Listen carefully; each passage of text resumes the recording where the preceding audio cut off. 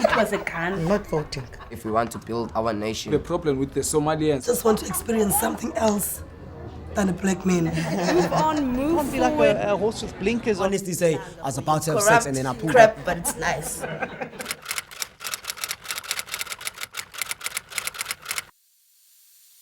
I'm Joe Mennel, one of the directors of Street Talk. My name is Nikki Edwards, and I am the international coordinator and facilitator for the Pocket Rehab Coaching Network. And basically, I have been in recovery for almost 7 years on the 6th of August. I'm David Collins. I'm the founder of the Ubuntu Addiction Community Trust, which is a public benefit organization in South Africa. And we train people, we teach empowering skills, and we treat substance use disorder. I'm Murida. I'm a certified professional recovery coach. I'm also the co-founder of the schools program for the Ubuntu Addiction Community Trust. I'm also the co-manager at the Foundation Clinic. In our country, there's a lot more damage caused by alcohol addiction, than there is tuck addiction. But because amphetamines are illegal, it creates a whole lot of additional drama that goes with it. From the offset, what you're trying to do is coach the system, coach the person that's using the substance or whatever the behavior is, and the family members around it. Around that person. So it's not focusing just on the individual. What you're trying to do is to create change within the system. What do you say to the person that's sitting in front of you? You try and build a rapport with that person to just try and make them aware of the other options that are available to them. And it's often the families and society at large that get forgotten about. So everyone focuses on how bad Jimmy is with his tuck addiction. We've all got to help him. And now we all got to focus on whether he's going to relapse and stay clean. And the family gets no support or very little support, or feel that they don't need support, or that it's not our problem. We have, if only they would sort themselves out, then we'd live happily ever after. The challenge is when people stop taking, how do we build a life where we live happily ever after? And everyone in the system needs to start to change. So integrating people back into the workplace, post-treatment, back into the families, back into functional roles, back as fathers, back as mothers, back as husbands, wives, employees, bosses. If I could stop. Keep going, Nikki. It's Nikki. Yeah, in my belief, from coming from the lived experience, what David is saying is very true. But it's also not only just about the substance. Actually, that part of it's actually, pretty well taken care of in terms of the resources available out there. We can put you in a treatment center. You can do a 3-week to 6-month to a year treatment program. What really is important is when the person comes out of treatment, because they go back into the same environment that they came out of. And often that environment is just as is in need of recovery just as much as the addict themselves, or at least, the substance user. We don't like to use the word addict anymore, but, the person who's abusing the substance. So as coaches, what we would try and do is, like David say, go into the family system and work out what is going on there. There's a lot of bitterness, of resentment, distrust, betrayal, all of those things that come with the illness, that they have to sort out, not only as an individual, but also as a family, as a whole. So substance is the easy part, in my view. Do you then do group? Do you try and get the whole family sit down together and talk? Is that part of your coaching? And the patient never comes alone. They're always coming with a family member or a loved one, because they always have their loved one support. The family members are more addicted to the addict and around the addict addiction. Okay, so when they come in and they do an assessment, I would always tell the family members to please come to our family groups on a Wednesday, because the family groups are there to support them through their recovery, because the family gets affected way more than the addict. The addict comes in here, they get all the help, all the tools, all the education around addiction, but the family members don't. And that's why we have our family groups where they come and we teach them everything around addiction and how they need to take care of themselves so that they can be stronger for themselves and for their loved ones going through the addiction. When they doing drugs and alcohol, they forget who they are, they forget their values. Not they forget, they lose that. And at the clinic, we teach them to get all of those things back, like value systems, spirituality, all those type of things. We orientate people, we make them aware of what options are available to them should they wish to enter into recovery. Yeah. So Marida has identified as being somebody in recovery for 5 years with the loss of her daughter, which was a tragedy. And it was the turning point in her where she said, I want to make a difference in the world, and entered into a state of recovery to get over growing up in a family that's been impacted by substance use for ever since she was born. She was born into that system.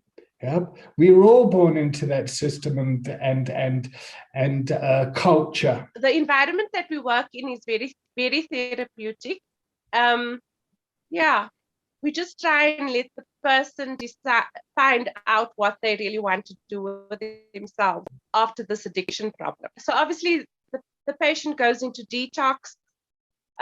We try and get them stable and all of that stuff. And then we start working with the underlying issues, like his past, all the trauma that he's been through, the loss. You'll see a social worker, with a recovery coach. We'll do one-on-one sessions with them. They'll do group sessions. We have trauma classes, we try and get their physical well-being intact, like they do exercise. We do intellectual work with them, emotional work, social work, spiritual work, all those areas we focus on. Because when they come into treatment, their life is unmanageable. And we try and put in all those processes in place where they can gain back what they've lost, gain back themselves. So it's a lot of self-work. So then we create the revolving door syndrome, where people go out and come back in, go out and come back in. And then people say treatment doesn't work. And everyone then has an opinion, but nobody actually asks the individual what they want. Treatment is definitely a necessary thing, but like we say, when they come out of treatment, the forever revolving door starts to happen. And that's where I come in and try and intervene and break that cycle by allowing people to actually experience recovery in their own time, in real time, within their family systems. So what happens in a family is that the family will come to me, they will ask, and they will say to me that, my loved one needs help. They are, addicted to drugs, and I'm worried that they're going to die, because that's the elephant in the room, basically. Yeah. I will then call the client up and have a one-on-one with them and see where they're at. A lot of the time, the family members go straight to the doom and gloom. They will go straight to the, oh, my son or my daughter's going to die of this disease. And they're not actually understanding where their loved one is at along the continuum. Yeah. So just because somebody is using, it doesn't necessarily mean that they're addicted or they're dependent on the substance. So we have to get very clear on that. And if the client is willing to get the help needed, yeah, then we will assist with that. But a lot of the time, because of the stigma and the misinformation and not understanding the actual addiction itself or the substance use process, the family members get very fearful around that. So I will educate them, you know, in terms of where the client is at. Like you say, the family being part of the problem, it's very true. A lot of family members don't want to admit that. They don't want to take responsibility for their part in it, yeah?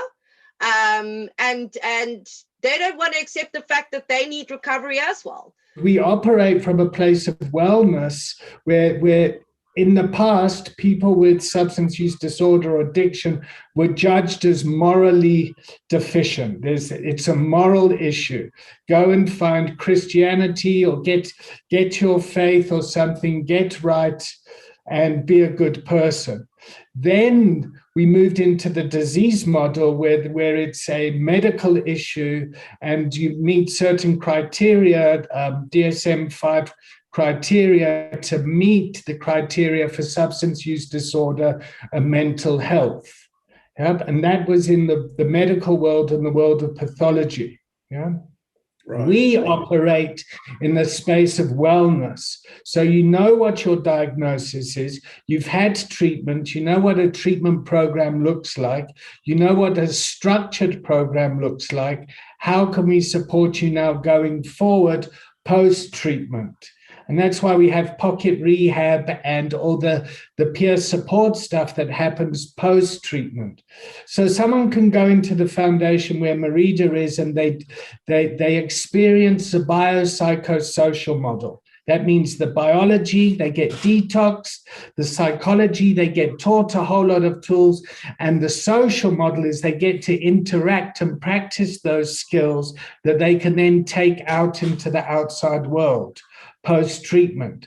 So our program is very structured to instill that because our clients come from unstructured, unmanageable lives. So we try and create that. We create a sense of safety, and then they go back into the world that is polluted already. Yeah.